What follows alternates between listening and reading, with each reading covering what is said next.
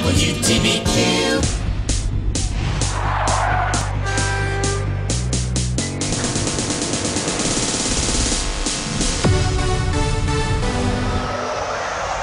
Good afternoon, Tony Abbatine coming live from WTBQ in New York.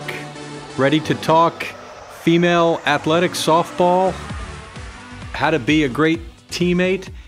First, we've got to start off with some sad news in Yankee land. Not a big Yankee fan myself, but certainly Mariano Rivera, arguably the best closer in the game, someone who's been a big friend and a fan at Frozen Ropes. Those of you that recall back in, I think it was 2001, when Mariano visited Orange County, and he was gracious enough to come for a few hours, spend time with Little League presidents and players and whatnot. And on that day, we actually filmed what became really the pitching video for the really the last 10 or 15 years with Mariano Rivera. And very sad to hear that he will not be playing this year. But I have to say one thing, and I don't have any inside information yet. I think he'll be back. This is not how Mariano Rivera wanted to leave. Here's a first-elect Hall of Famer. Those of you who have not had a chance to actually meet Mariano Rivera, what you see is what you get. One of the nicest gentlemen, family man, church guy you can ever imagine. And yes, he is 42 years old, and we know at 42 years old, that's relatively old for a professional baseball player. But I'm guessing that you might see him, or there should be speculation at some point that he'll be back sometime next year. And we hope that he makes a full recovery from the very tragic knee incident yesterday. I know some people on the sports talk radio. Why exactly was Mariano running around like a kid out in the outfield? You know, why would he put himself in jeopardy? Listening to the Yankee reactions, and I think even Derek Jeter this morning. Hey, Mo's been doing this for 20 years now. Those of you that watch Major League Baseball games, pitchers really have nothing to do during batting practice. And so as part of their training and cardiovascular routine, they're out shagging balls and having all kinds of fun and catching and whatnot. So what he did in Kansas City last night was no different than what he's been doing for the last 20 years. So it wasn't anything irresponsible or reckless on behalf of his part, just a bad, unfortunate injury. On the local end, I've got to throw some kudos out. We typically spend more time talking about national issues, but being an Orange County resident living in Warwick, I've got to give a good shout out really to one team and one particular local player in the area. How about those Warwick Valley softball varsity softball team? I'm sure they're in school right now or probably getting ready for their big game against Pine Bush this afternoon. But congratulations have to go out to Sean Myers and his staff. Here's a team that last year won a total of 7 or 8 games and now sitting at 9-3 in the Orange County League and looking as good as we've seen a softball team in the last probably, I've been following softball for the last 10 years. What a fun team to watch. It's been great to see the turnaround. Pitching, strong defense at time. The hitting has been tremendous. It would be tough to give shout-outs to all the girls on the team, but I can tell you the pitchers, McKenna DiGiulio and Eleni Wexler, have been tremendous. McKenna DiGiulio has been hitting like Alex Rodriguez these days. Caroline Seberg, who plays first base, has been tremendous. Dana Calabrese, Miss Cool, Cucumber playing second base. All of the players have done so well. They've got a young outfielder named Michaela Abbatine playing the outfield at times, who's contributed as a leadoff hitter.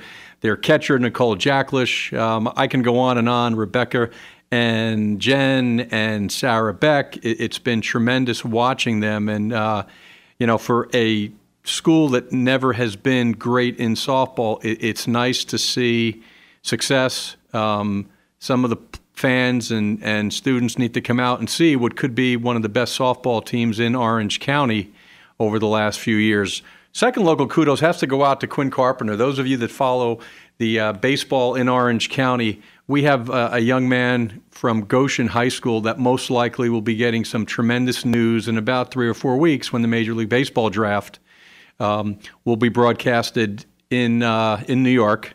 on ESPN. Quinn Carpenter, who is a senior, who is committed to go to college at East Carolina.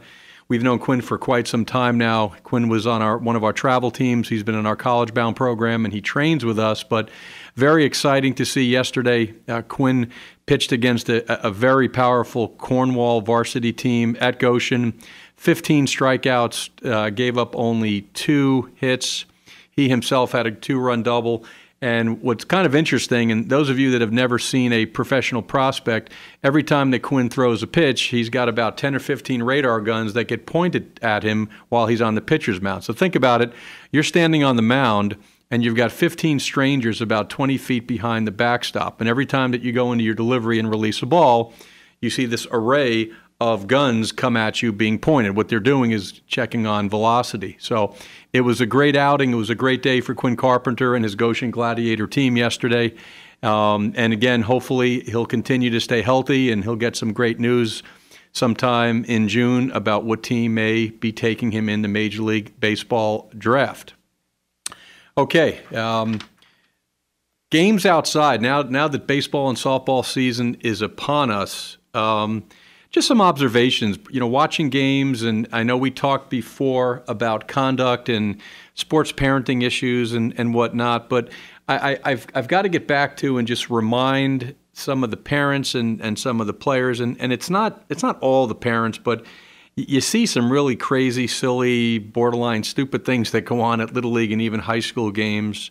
I was at a high school game a few weeks ago, and literally in the middle of the game, you had a father and son getting into a pretty bad argument on, I guess the son didn't have the at-bat that the father wanted, and what started out as a conversation escalated to an outright shouting match with the poor kid and his dad down the third baseline. And again, this is common sense for most parents, but at some point, go watch the game, and if you can, go watch the game from a distance. There is nothing positive that comes out of your son or daughter seeing you if she's a pitcher, or in the corner of their eyes, they see you leaning over on the fence during an at-bat. And as much as we think that we can help our sons or daughters when they're playing, at the end of the day, we just simply need to leave them alone. I think that's the important part with that. Avoid coaching the game also. Whether you like the coach or not, it's really irrelevant. For the 2 hours that they're out there, you need to simply let the coaches coach. And if you have any comments about the coach, kind of keep it to yourself. It's no different from, I guess, good parenting to an extent. If you have nothing nice to say about the coach or the opposing team, just shut up and say nothing. Because parents that typically are complaining and criticizing, they eventually raise and develop children who have the same issues, that are constantly blaming and looking for others, that it's their fault and whatnot. So again, you see this over and over again.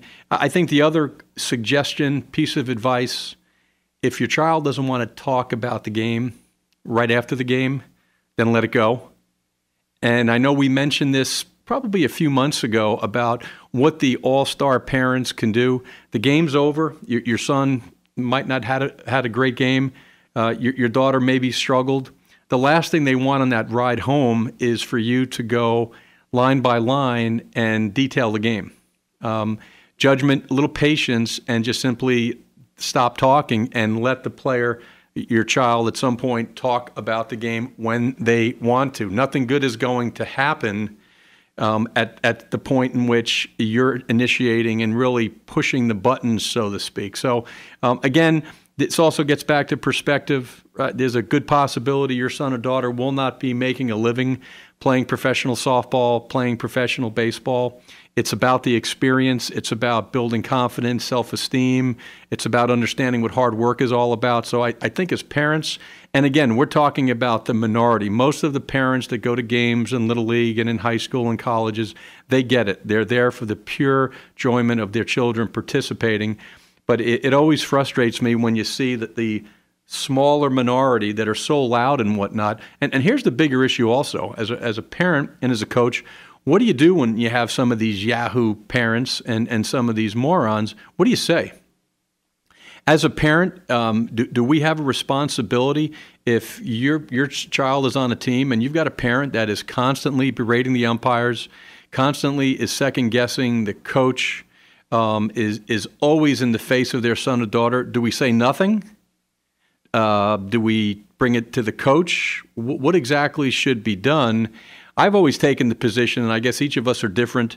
If it gets to the point where it's embarrassing the team, you as the normal parent probably need to say something very nicely without embarrassing the parent who might be a little bit outspoken. But at some point, you really need to say, hey, you know what? That's probably not helping. Let's see if we can tone it down just a little bit. There's ways of saying it in a way in which you're not confronting, but I think as parents and as a coach, certainly, if you see that behavior, you need to be proactive and not just look the other way and hope and pray someone else says something. You need to very nicely bring it to a head and let them know that that behavior is unacceptable.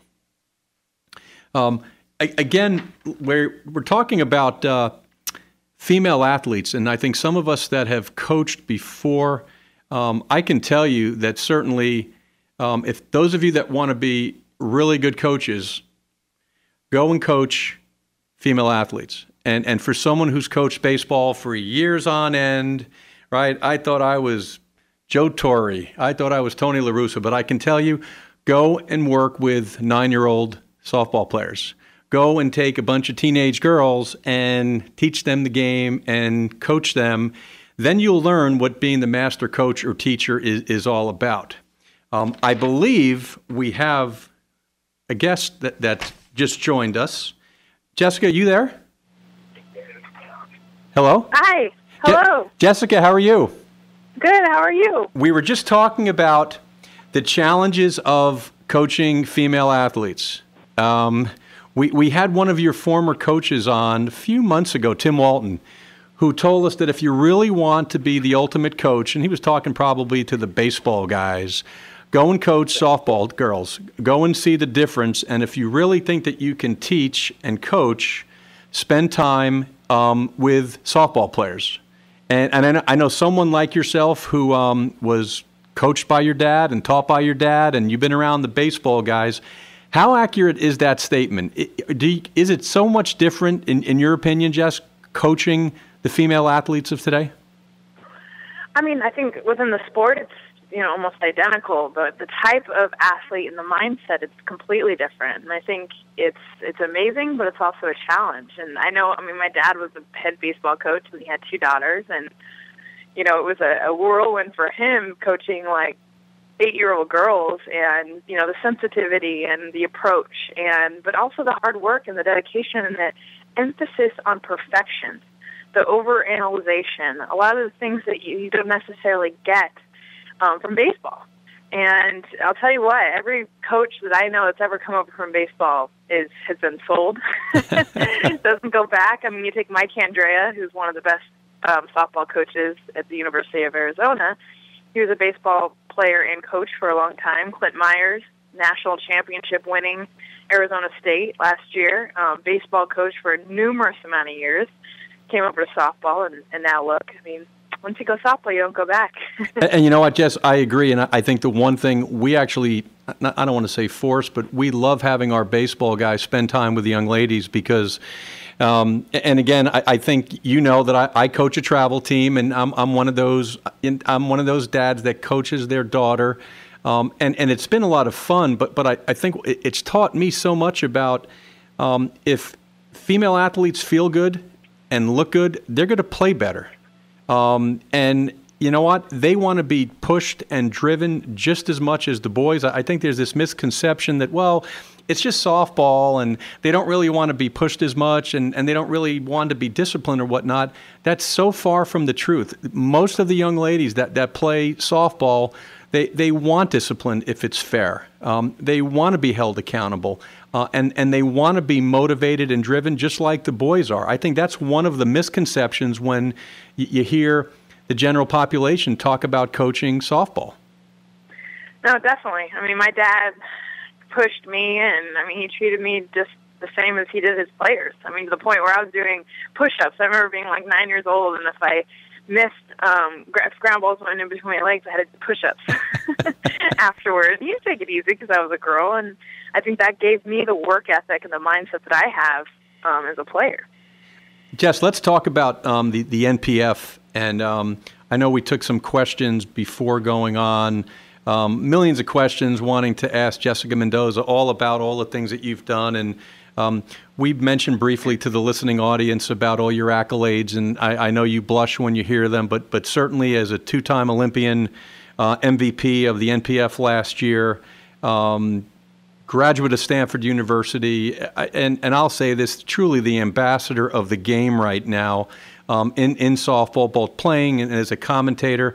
What is the future of the NPF? Can the 10 or 11-year-old girls that are out there, can they one day aspire to play professional softball? Definitely, and I think, to be honest, that's the most exciting part right now, Tony, is the fact that, these young girls that I'm in front of and talking to all the time that come to the games, I mean, we're playing because of them. We're playing for them.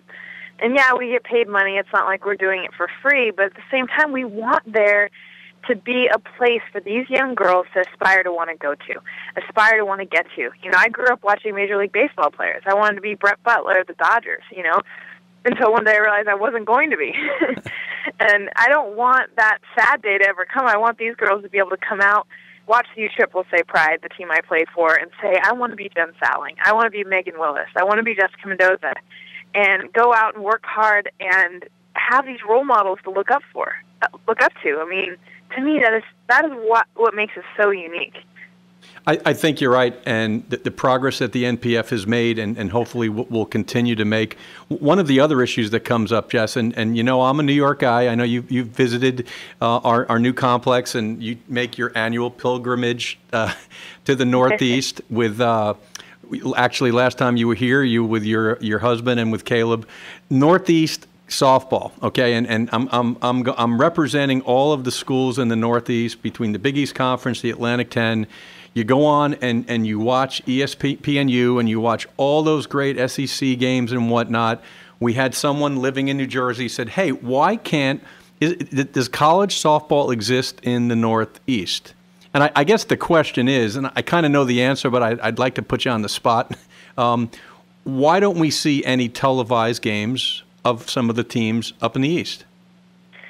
Well, right now it depends on the TV deal. So for ESPN, who I work for, we have a contract deal with the SEC and the ACC. So you're starting to see it make its way north. Right. I mean, obviously the SEC being in the South, the ACC, though, getting up into Maryland and, Virginia and, a few of the states headed that direction. But I get that question a lot because I'm from California. Why don't we see the West Coast teams on TV? And if you think about, some of the best schools in the Northeast and on the West Coast, but it's all on who has contracted with the TV games.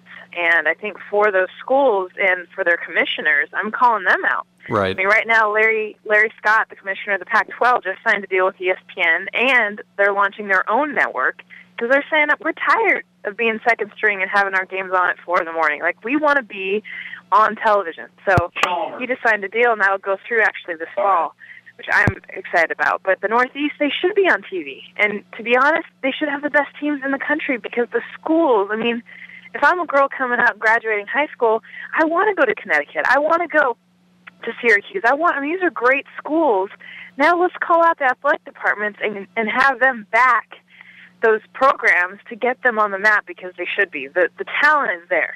Well, it's interesting. We talked talent with Tim Walton a few months ago, Jess, and it was great. And he's saying, Tony, you will never, I think he was kind of goading me a little bit, you're never going to develop high-level hitters in the Northeast because of the following. They don't see enough live pitching. And as much as you can develop infielders in a gym, the advantage that the Sun Belt states have are that they're playing and, they're on the clay all the time. And we hear that all the time, and I think in the Northeast it's kind of been, a challenge that when you do have an Allie Gardner or a Maddie Kuntz or a Casey Riley-Boscia head to Alabama, girls from around here that were stuck in gymnasiums for months on end, it is possible. And it's getting better, but look no further than the top 25. You don't see any teams from the Northeast to an extent. What advice can you give all of the girls in the Northeast? Hey, you know what? There is a chance or an opportunity for you. And you're right. Other than Syracuse and the UConns and the St. John's putting more money into programs where the better players will stay, what can they do from a skill standpoint, Jess, to maybe make it to an SEC or an ACC or a Pac-10 school? Well, I think you see a variety of things, and one is the facilities. I mean, obviously you have one of them that's been built, and there's dedication there to girls. You know, there have been facilities and hitting facilities where it's not just like your court-type atmosphere, but it really feels like, you know, they're open and big, and you feel like you're in a place where you can hit a ball and see the flight and play the game. But I think focusing on girls, too, and not have it be a baseball facility that, we'll take some girls and do softball, too. Have it be a place that's for them. I think that's a big part of it. And then also, you know, unfortunately, part of it is on the parents to travel south and be able to bring these girls to the warm weather states earlier, so that the first time a lot of these girls are getting on the field isn't right now, you know? Well, and I think that's the limitation. We're always going to be challenged with the weather, but if your daughter has the passion and really wants to play college softball, then it does become expensive. You need to go on a travel team that is playing in the national showcases and is going to be around some of the bigger ones. And if you can't do that, you're somewhat limited in what your daughter can do. Definitely, and I hate, and that's, you know, I think what actually makes me sad is I don't want softball to be the sport for those that have the means. You know, I think it should be a sport for anybody. But travel ball has taken us to a place where, you know, the college coaches, you're getting seen at specific tournaments during specific times of year, and you have to get on those teams, get into those tournaments, and, you know, it's not something that you're just doing recreationally anymore. You have to make a commitment. But what I love about that is that once families and players make that commitment, you see the gain. I mean, now you're training year-round, because if you're going to put in money in the summer, you don't want to just pick up the ball first time in April. So you see that commitment throughout the entire year. I think you're right. The commitment, both financially and just family time-wise, is unbelievable, Jess. And I know it's sometimes unfair. I'll give you an example. There's a big tournament in New York City this summer. Triple Crown. You've got all the big schools that are going to be down there. And I looked at the roster of the teams that were going to be there. And this is right in New York City. This is right in my backyard. Guess how many New York teams were invited? How many? I'd say about zero. Really? So you know, I decided, you know what, that's baloney. So I called up Triple Crown, and I don't know the name of the gentleman who owns or runs Triple Crown. And I said, wait a minute. I said, you're coming in our backyard, and you got the Bat Busters, and you got the Corona Angels, and you got all these girls that can play, no doubt. But how about giving some teams from this area an opportunity to be on the big stage? Well, 3 months later, filling out paperwork. Actually, I think I used you as a reference. Okay, we had to fill out. There were some teams around here. You had to fill out an 18-page application to get an at-large bid, and they were asking about, you know, how many trophies we've won and tournaments we've been in, and I put a big fat 0 on the whole thing. And I said, you know what? I have a bunch of girls from the Northeast that can just go out and play. And if the West Coast brats are afraid of us, then don't put us in the tournament. And you know what happened? I think just to kind of shut me up, they put us in the tournament. How'd you guys do? No, it's in July. It's in July. Oh, no, it's in July. I'm like waiting for this flag. Oh no, it's kicked all their butt. Yeah, it's in July. And what prompted this thing was, you know, I got on the phone and I actually talked to the owner of Triple Crown. He said, hey, Tony, that's great. You know, Frozen Ropes. I said, you know what? I don't know how good our team is going to be, but I'm going to tell you right now, they're going to compete. But more importantly, right, we need to give teams from the Northeast, the Mid-Atlantic, the New England area, an opportunity. I'm not saying, I mean, if it's a rec team, you can't play. But it has to get a little bit better. And some of these tournaments have to at least acknowledge that there is some decent softball being played out in this part of the country. Exactly. No, I completely agree. And good for you to do that, because honestly, I mean, it takes people like that, unfortunately, to bring the Northeast to the forefront. But that's where some of the best players are coming out of now, because they're so many athletes there. It's now just getting, one, to play softball, and two, to be able to play throughout the year so that they are getting noticed by the big schools. Yep. Jess, the other component of training and whatnot, and we talk to the girls all the time, and I know the big message when you're spending time with the thousands of girls that you've influenced over the years, the whole conditioning and strength part of it, hearing it from you might make more sense, but is it something that's just kind of overrated, or how important is it for an 8th or 9th or 10th grader, or maybe even younger than that, to realize that the missing piece of their skill level might not be hitting lessons or pitching lessons, but it's overall getting stronger and faster? How crucial is that for some of these girls? Well, the most important, to be a successful softball player, you have to be an athlete first. And to be an athlete is where you work in the weight room, is where you work on conditioning, agility. And I'm not saying go in and bench 200 pounds. No, that's not what I mean by weight room. I mean, go in and get on the physio ball, get some dumbbells, do some rotational movements and, things that are going to get you stronger, because when you get out of the field and you're asking your body to drive off of a rubber and, as a pitcher and, be able to do those kind of things, it's not just about going and pitching. It's about being an athlete and being strong and being explosive.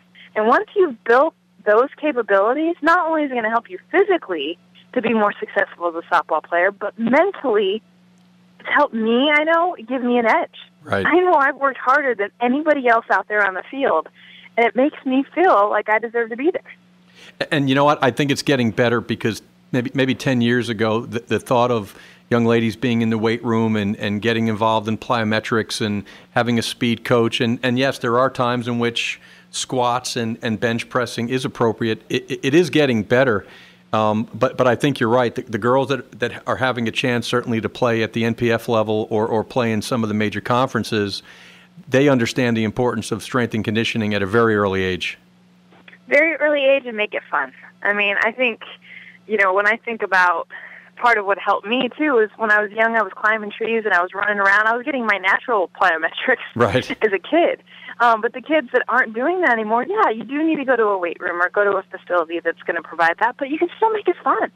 I mean, you can do things like even dodgeball, and where you're picking up a ball and you're throwing and you're trying to move out of the way. I mean, I don't know, parents are thinking, okay, that's what you did to get to your level. No, but when you're young, you can still make it fun. I don't want people to, I hate it when they say, hey, conditioning or lifting weights, and people, you automatically see their face just go, man, really? And I'm like, are you kidding me? And I think that's the so much fun. I think you're right, Jess. I think you're right. I think this always bothers me, that when a coach is annoyed with the team, all right, you know what, we're going to run and do push-ups, and at a very early age, that young player equates running and sprint work and working as punishment, instead of, hey, you know what, we kind of do it the other way. Hey, you know what, we just missed the bunt defense play. Let's get stronger. Stronger is a privilege, and we all go down, and as a group, we'll all go do push-ups together. I think you're right. It's how it's presented, and it has to be enjoyable, because long-term, if that athlete does not enjoy the time and sweat that's put into that weight room, he or she's not going to do it when mommy and daddy are not around. Yes. No, exactly. Jess, let's talk about two sports. I know in high school, you played other sports besides softball.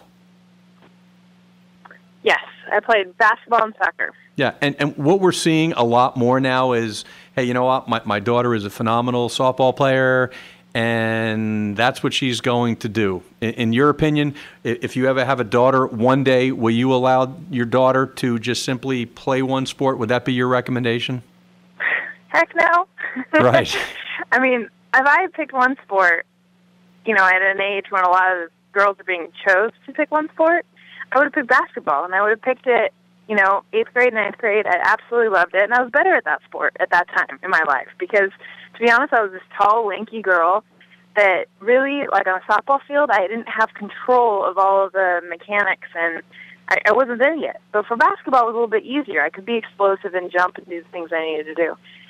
If I had picked that sport, that's what I would have picked, and I wouldn't have gone anywhere. I mean, softball was my sport, but I got to that point by playing other sports, not getting burned out by it, putting more dedication actually into basketball, which helped me be more explosive which in turn led me to be a much better hitter. Right. And I think it worked out pretty good, but it was only because I didn't have to choose. And I think that's where we're really starting to recommend to some of the younger girls, do something else. And you mentioned before, besides the cross-training component to it, going out and just simply competing more. I think it is so crucial. You play X amount of games, but you know what? Whether it's track, lacrosse, or anything else, just simply being in more contests are going to make that young lady just a better overall athlete. It's interesting. The last few months now, I've learned about a whole new sport called track. Kind of went back and forth, and you certainly know the little girl who lives with me, and Michaela says, Dad, you know what, I think I'm fast. And I said, no, Michaela, you're just softball fast. You're not like really fast. And this spring, we got permission from the school, and she went down to the varsity track, and the track coach says, okay, let's see what you got there, softball player, and she ran the 100-meter. And the softball coach walks over to me and says, I don't really know what she's doing in softball, but I think she's wasting her time. And I kind of took offense to it, okay, being Mr. Softball here, Mr. Frozen Ropes. And the coach said, she just ran a blank, blank, blank. I don't want to say the numbers, okay, which was 0.4 of a second off the school record. Well, that night, she came home and said, Dad, I really love softball, but I really like track. And it was the first time, and I think, you know, I've been trying, all right, what else can she be doing? And what else can some of the other athletes that we see all the time at the training center that are just simply doing one thing now? Now we've got the 100-meter. We've got a track meet on Saturday where she'll go to her softball game in the morning, and she'll be running the 200-meter relay in the afternoon.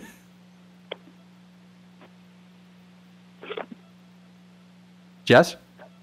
Yeah, that's sorry. I thought you were still going. That's crazy. Well, and you know what? It gets back to, you know, whether it's the parent, it's just pushing and recommending try doing something else. And whether she goes to the University of Florida to run track, it's irrelevant. She's competing. But that seems to be the exception now, particularly in the Northeast, where girls kind of get pigeonholed into one thing. And, well, I'll just hit all year. Well, you can hit off a tee all year, which is good. But at the end of the day, and I'm so glad you mentioned your basketball episode, being a better athlete it will probably be better served by playing other sports. No, well, and I think the important thing is that you're not going to get burned out. Because I think when you dedicate yourself at 8 years old to one sport and you're getting pitching lessons and hitting lessons and your focus is this one thing, yeah, by the time you're 15, 16, 17, you're over it. You're done. What else is there to learn? Right. You've been there.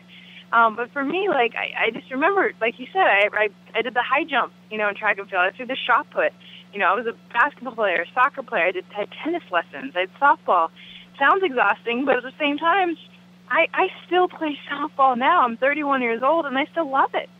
I think that's important. I can't believe I started playing when I was 7. I can't believe how many sports you played when you were young.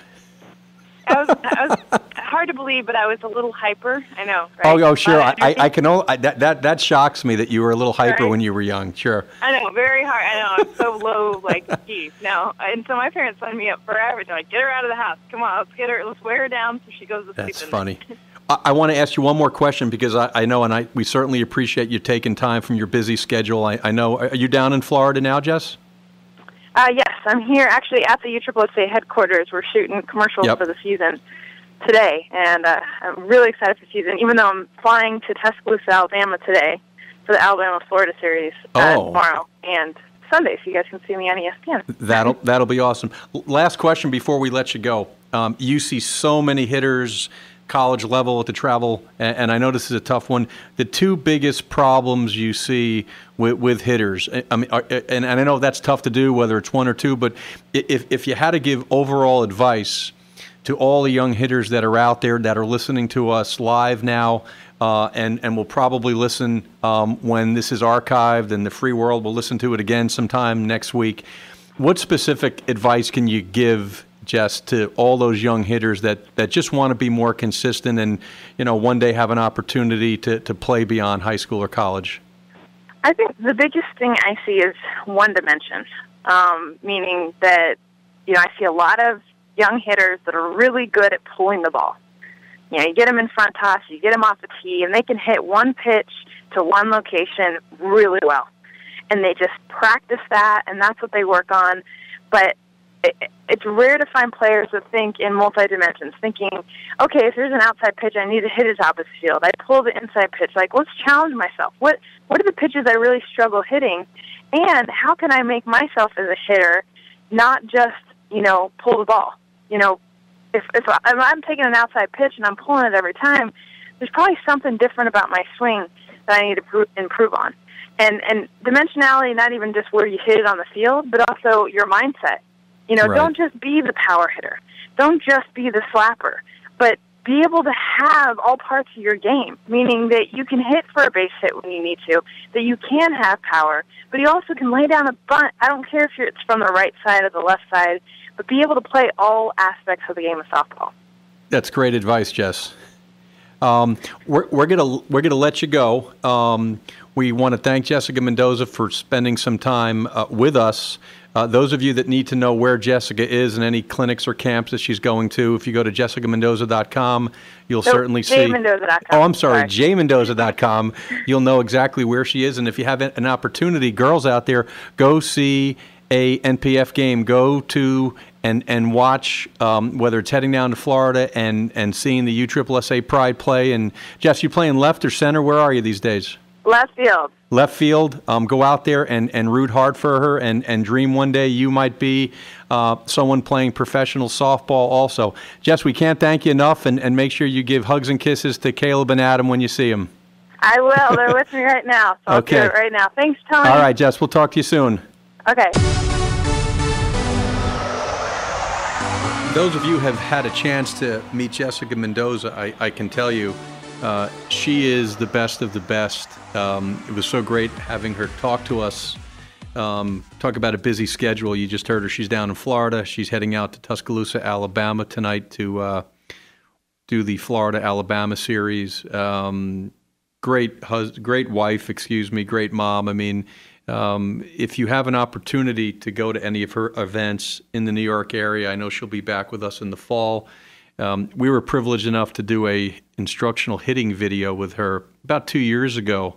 Actually, it was about almost 3 years ago. And it was great. Jessica came up for a few days. We met at Fairfield University.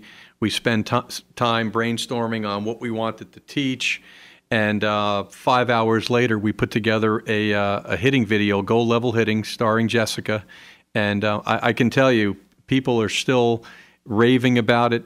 It continues to be a starting point for so many young hitters in Jessica's excitement and some of the teaching methodologies that we've used. It's easy to understand. We have college coaches, travel coaches, Little League coaches that have used the information that was put forward, and they love it. It's simple, yet it really addresses some of the bigger issues in hitting. I love Jessica's discussion on, hey, what advice could you give?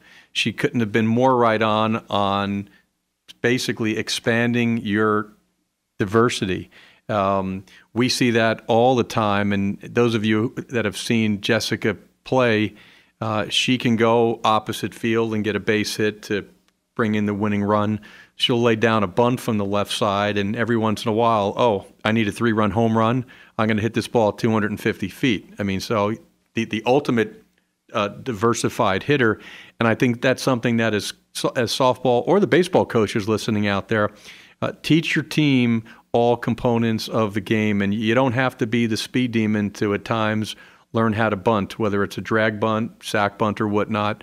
And you're right. The big challenge we see with so many young hitters is that they know how to take one pitch and hit it pretty good, but God forbid that pitcher that they're facing that day is throwing the ball outside, or the drop ball that day is really good and they really can't handle the bottom of the strike zone. That becomes an issue. So at a very early age, make sure they understand the need and the importance of not just simply doing one thing right or wrong. Going to turn things over a little bit, and we didn't have a chance to ask Jessica about this. I know she's talked before about teammates and what exactly we'll call it a BTF, best teammates forever. What exactly is a good teammate? What are some of the components of it? And this is certainly the time of the year. Travel ball is upon us, high school ball. We're in the middle of high school ball and whatnot. And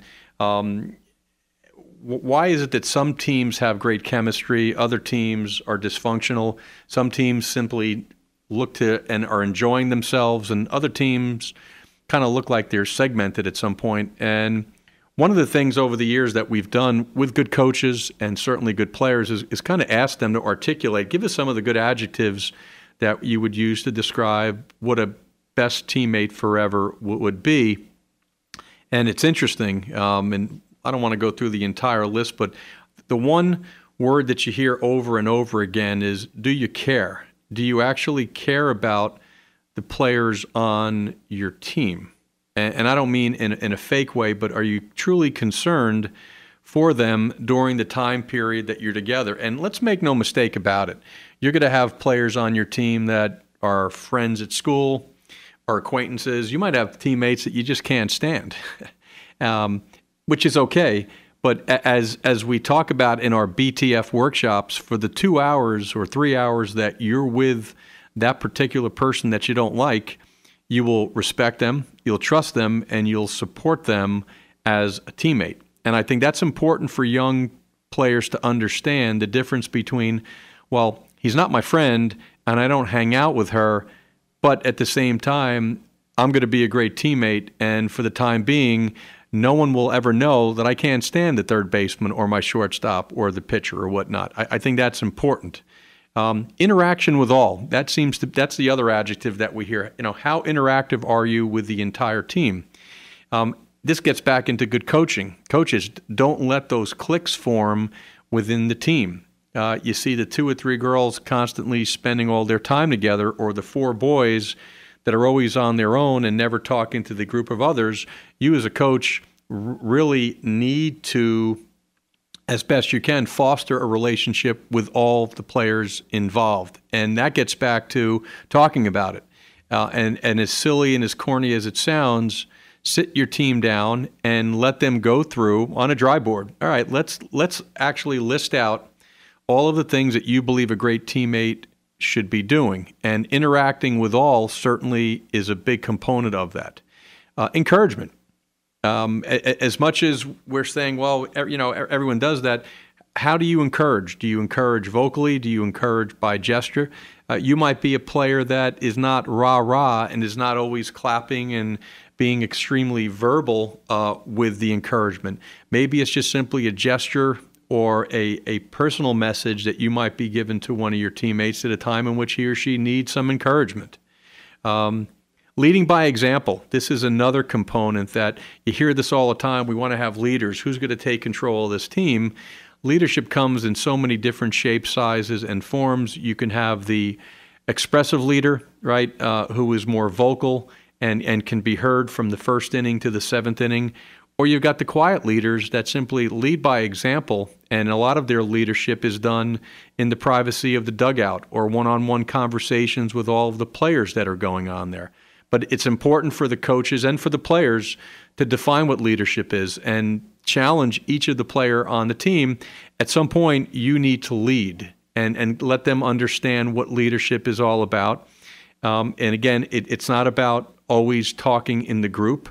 You're not looking to change personalities per se. You're going to have some quiet, very reserved players on the team. Those are going to be the leaders by example. Those are the ones that are going to be providing that leadership discussions on an individual basis.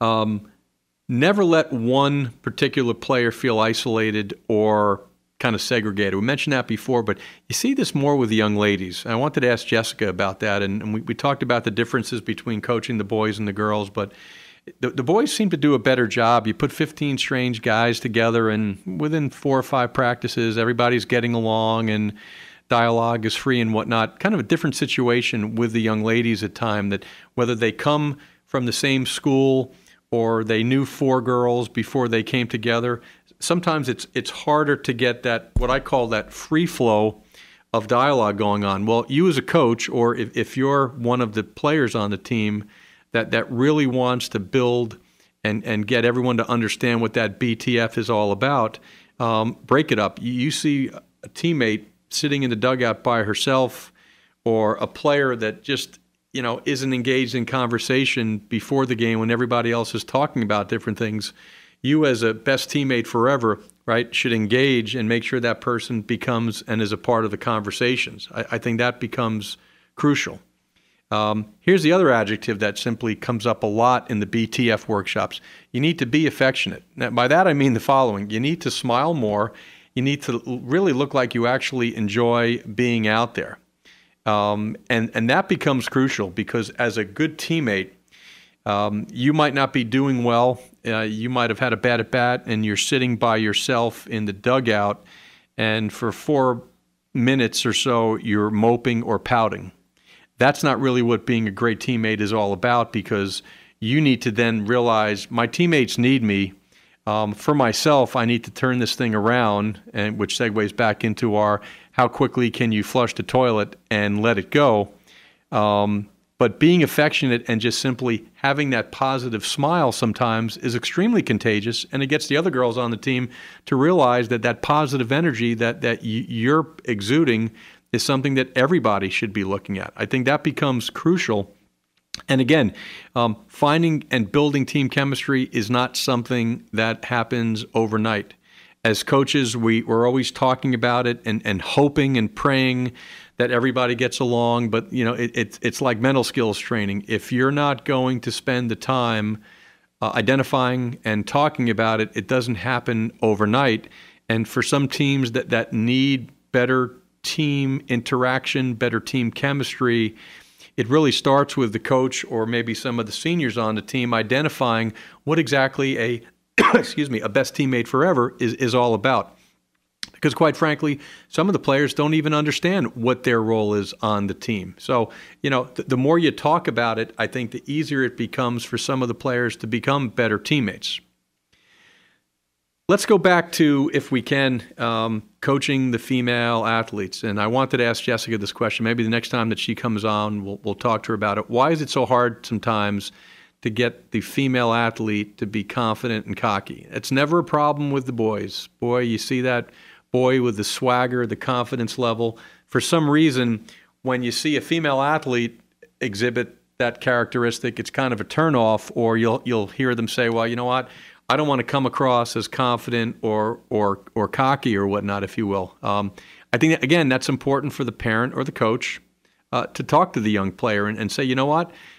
It's okay to be confident. It's okay to have that body language that says, hey, I'm really good. And, that fine line between being cocky and arrogant and being confident. The better players, and those of you that have seen Jessica Mendoza play, whether it was during the Olympics or at Stanford University or now professionally, she's really confident. She's cocky at times, never arrogant, right? It's not her saying how wonderful it is. The way in which she presents herself and her affection for the game is so real that she is confident. And yes, the fact that she is a really good player makes it easier to have confidence. And this is always kind of the catch-22. How do you develop confidence before you're actually good? Right? It's kind of that vicious cycle. Well, you know what? And I think this is one of Jessica's lines when she was in New York last year. Sometimes you need to fake it till you make it. Sometimes you need to believe that you're really good, which in fact will make you really good. And then once you've had some real experiences of greatness, you can feed upon that. And as we say in our ready system of hitting, you can relive greatness. At that point, on deck circle, batter's box, in the outfield, you can take some of those great moments, and at that point, really relive greatness and have your mind and body actually relive that as you're getting ready to play. Jessica mentioned before about discipline and female athletes wanting to be pushed. I think this was probably the biggest surprise when I started coaching the female athlete maybe 4 or 5 years ago. Well, they're not as driven, they're not as disciplined, they're not as motivated as the boys are. That was certainly not the case by any means. The young ladies want to be pushed, they want to be motivated. I think many times it's a question of just simply showing them the way. And yes, the differences where a boy baseball player might respond differently if the coach yells and screams. I don't see, and I haven't been doing that long, but most young ladies do not respond to that berating or the yelling, screaming tone of voice. And I think that's why many baseball coaches should go and spend some time teaching the female athletes, because they're going to realize that the timing and their tone of voice becomes so crucial. It'll probably make them a better baseball player. Yeah, the whole thing about the uniforms and how they look and whatnot, I mean, that's been a refreshing difference. Watching the young ladies put their hair up and the bows, and the pants have to fit right, and God forbid that their jerseys are a little bit too big because they might look a little bit bigger. That's certainly a component that you don't see on the boys' side, where, you know, if the uniform doesn't smell too much, the boys are going to put it on, where the young ladies, it's all about looking good. And as I'm finding out, when they're looking good, they're playing good. And if they're playing good, they're feeling good. And at the end of the day, that's really what it's all about. I think the other component is they want respect. The female athletes, because of the double standard, let's face it, you've got Major League Baseball, you've got all of the dollars and all of the attention. Look no further than the sports pages. It's dominated by the male sports and whatnot. The girls want respect. And they're going to demand respect. And I think with that, they're going to work a little harder. And we certainly know, those of you that have children, do young ladies mature a little faster than the boys from an emotional standpoint? Some would say yes, some would say no. I'll throw my vote in and say I think that they do. And so because of that, I think they're so much more teachable and they're so much more coachable. Jessica mentioned the word about perfectionist. There's no question about it. We run into more of the perfectionists on the young lady side than the boy side, but that's okay too. We'd rather have someone who's an overachiever that really wants to do well than have someone that just simply does not want to even be there at all. So those of you that are going to be coaching the young ladies, let's just make sure, if they're going to be a perfectionist, I think that's something to talk about. Alan Jager last week and I talked about, when you do have the perfectionists there, let them understand and let them really define what failure is all about. Let them understand that you don't need to be perfect. And certainly in the game of softball and baseball, where 60% of the time you're going to fail as a hitter, being perfect is not even an option at that point. So a lot of different topics this week. Jessica Mendoza should be back in New York sometime in the fall. We'll make sure all of the listeners have an opportunity to see her in Chester, New York. And we hope that this spring continues to go well. And we'll talk to everyone next week. This is Tony Abbatine from GameOn, and enjoy the weekend.